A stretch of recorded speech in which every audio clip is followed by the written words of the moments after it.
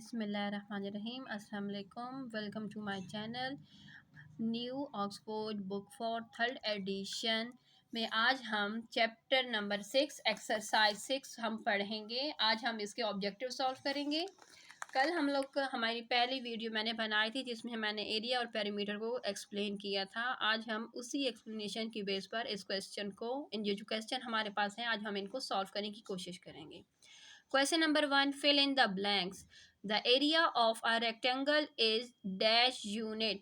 कहते हैं कि एक रेक्टेंगुलर शेप है, उसका हमने एरिया फाइंड करना है। एरिया चाहे रेक्टेंगुलर शेप हो, स्क्वायर शेप हो, तो कहते हैं एरिया का यूनिट क्या होता है। हमें पता है कि एरिया का यूनिट स्क्वायर होता है, क्योंकि एरिया का फार्मूला हमारे पास है length multiply by breath. Length और ब्रेथ आपस में जब भी मल्टीप्लाई होती हैं तो उनकी पावर ऐड हो जाती हैं, इस वजह से एरिया का यूनिट स्क्वायर आता है।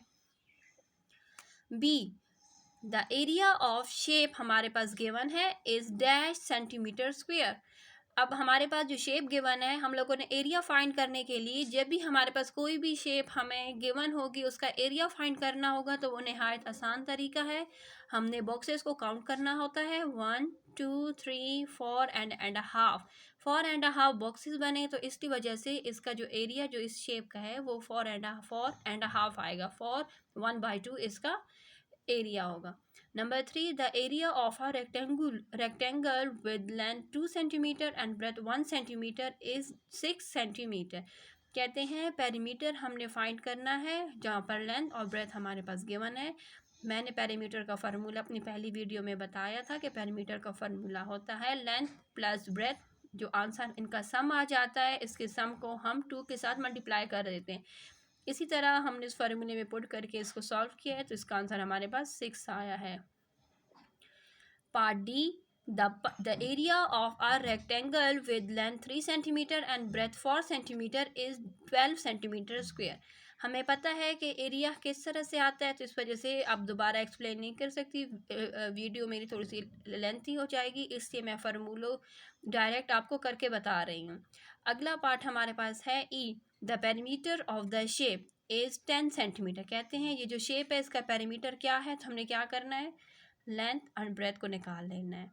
यहाँ पर क्या है, 1 2 3 4 5 6 7 8 9 10। पेरीमीटर एक गिवन शेप का हम इस तरह से फाइंड करते हैं कि हम उसकी साइडों से, जो बॉक्सों की जो साइड होती है ना, उनको काउंट करते हैं। जैसे कि मैं आपको दिखाने की कोशिश करती हूँ, जैसे ये 1, ये 2 3 4 5 6 7 8 9 एंड 10। इस वजह से जो शेप हमारे पास है इसका पेरीमीटर हमारे पास 10 सेंटीमीटर आया है। क्वेश्चन नंबर 2 की तरफ चलते हैं। State whether the following are true और फॉल्स। कि इसमें ट्रू और फॉल्स हमने बताना है कि जो स्टेटमेंट्स हमारे पास गिवन है क्या वो ट्रू हैं या वो फॉल्स हैं। The amount of surface a shape cover is called area. कहते हैं वो अमाउंट किसी शक्ल की, वो अगर हमारे पास कोई शेप गिवन है, जितना उसकी शक्ल हमें नज़र आ रही है उतनी जगह को एरिया कहा जाता है। बिल्कुल कहा जाता है, क्योंकि हम इस क्वेश्चन में आपको बता चुके हैं, इस वजह से अभी आपको समझ आ चुकी होगी। B, the area of the shape is 9। कहते हैं कि जो शेप हमारे पास गिवन है क्या इसका एरिया 9 है। हमने अभी ये देखना है, आए काउंट करें, 1 2 3 4 5 6 7। ये 7 टोटल बॉक्सेस हैं एरिया में। हमने एरिया शेप का निकाला, यहाँ पर टोटल 7 बॉक्सेस हैं। अगर 7 होता तो ट्रू होता, यहाँ पर 9 है, इस वजह से ये फॉल्स है।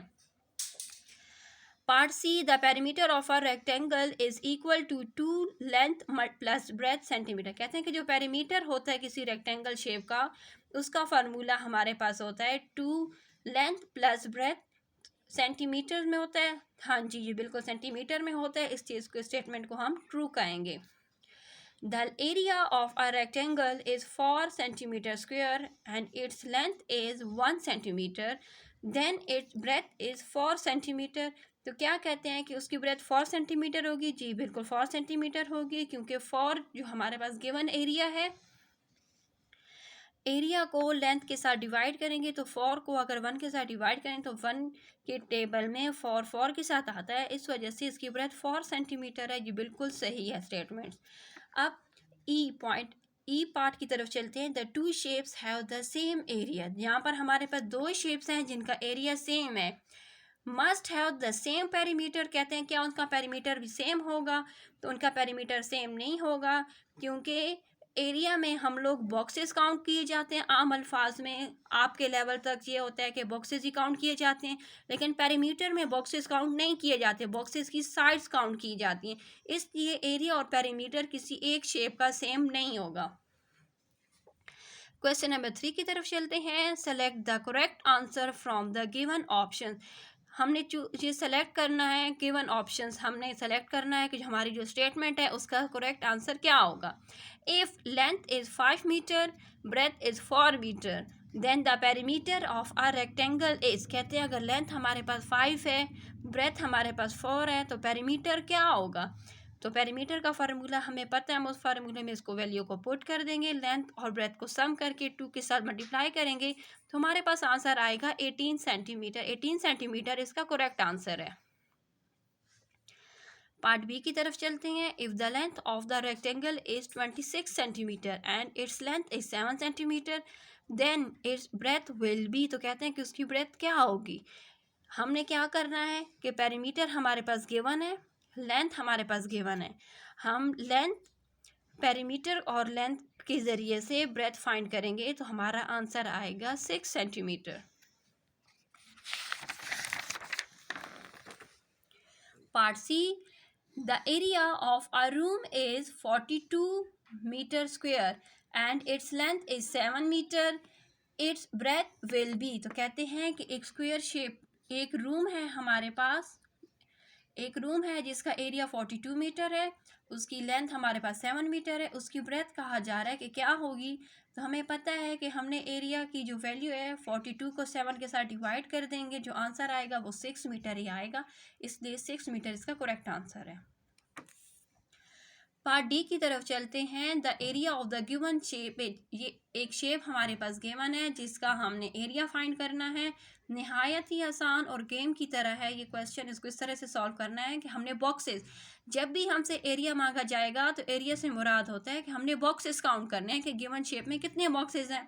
इस गिवन शेप में बॉक्सेस आए, सब काउंट करते हैं। 1 2 3 4 5 6 7 8 9 10 11 12, यहाँ पर 12 बॉक्सेस आए हैं, तो इसलिए हमने 12 सेंटीमीटर स्क्वायर लेना है, सेंटीमीटर नहीं लेना, क्योंकि एरिया का यूनिट स्क्वायर होता है, तो इसलिए 12 सेंटीमीटर स्क्वायर इसका करेक्ट आंसर है।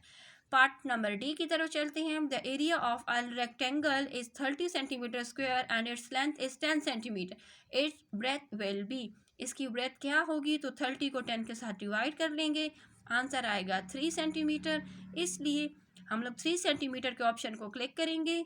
3 सेंटीमीटर स्क्वायर को नहीं टिक करेंगे, इसलिए क्योंकि हमारे पास जो लेंथ होती है उसका यूनिट स्क्वायर नहीं होता, वो सिर्फ और सिर्फ सेंटीमीटर में ही गिवन होती है, इसलिए हम सेंटीमीटर के ऑप्शन को ही टिक करेंगे।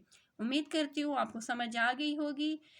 मेरे चैनल को सब्सक्राइब करना, बेल आइकन को प्रेस करना, लाइक का बटन दबा देना, ताकि मेरी हर आने वाली नई वीडियो का नोटिफिकेशन आपको मिलते रहे। उम्मीद करती हूँ आप सब खैरियत से होंगे। दुआओं में याद रखना। अल्लाह हाफिज़।